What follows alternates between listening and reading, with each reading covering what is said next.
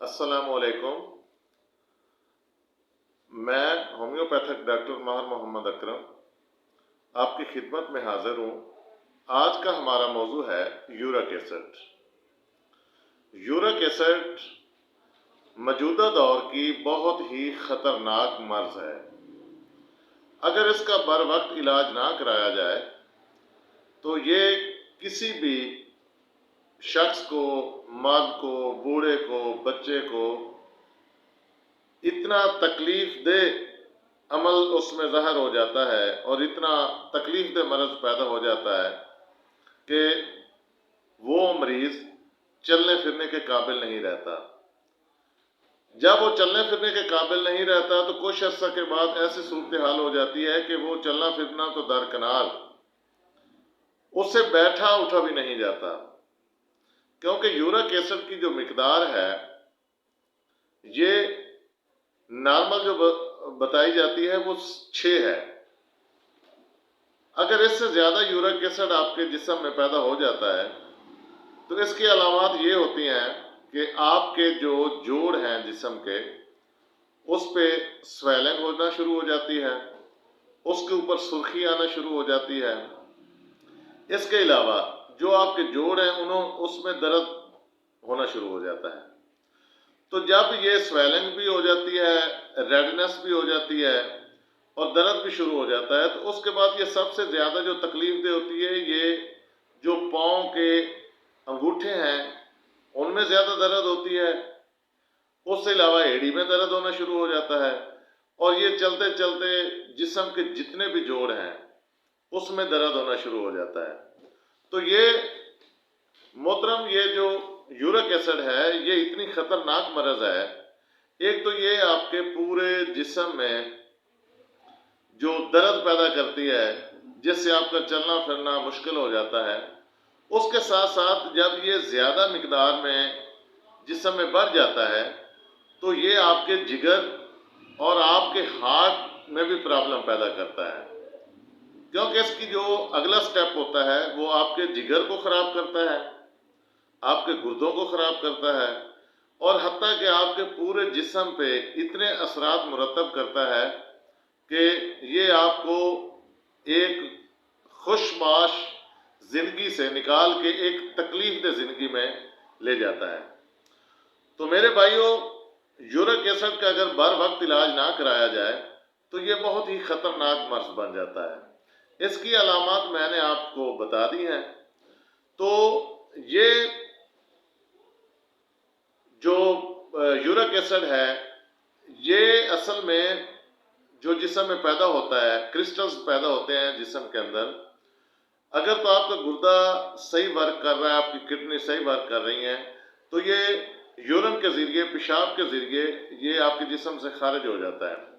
लेकिन इसके साथ साथ अगर आपके गुर्दों में भी प्रॉब्लम पैदा हो गया है या वो वक्ती तौर पे जो है वो इसको खारिज नहीं कर रहा, तो फिर ये कैफियत इसकी जो होती है वो बहुत ही ख़तरनाक हद तक चली जाती है।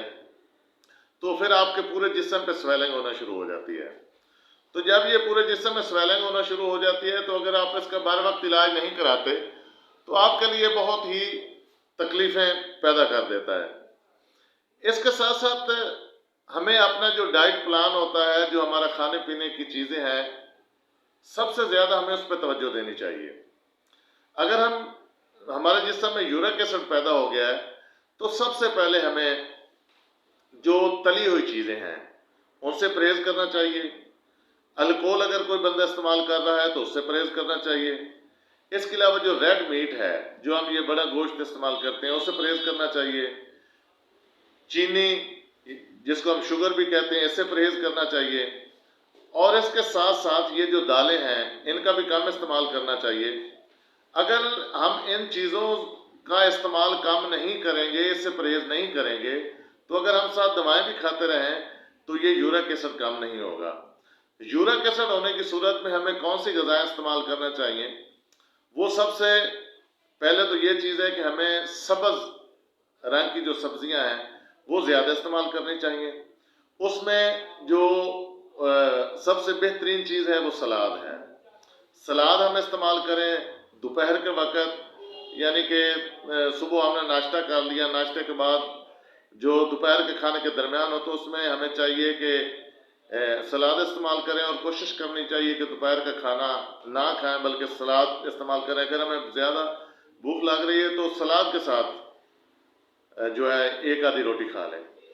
तो इसके साथ साथ हमें अपनी खुराक जो है वो इस पोजीशन में ले जानी चाहिए कि उसमें सब्जियों का ज़्यादा इस्तेमाल हो, तुरंत चीज़ बिल्कुल नहीं होनी चाहिए, तली हुई चीज़ें नहीं होनी चाहिए, मछली नहीं होनी चाहिए, क्योंकि इससे यूरिक एसिड जो है वो ज़्यादा बढ़ता है। तो सबसे जो आसान इसका हल है वो सब्जियों का इस्तेमाल है, पानी ज़्यादा इस्तेमाल करें, और सबसे जो अहम चीज़ है इसके साथ वर्जिश करना बहुत ज़रूरी है।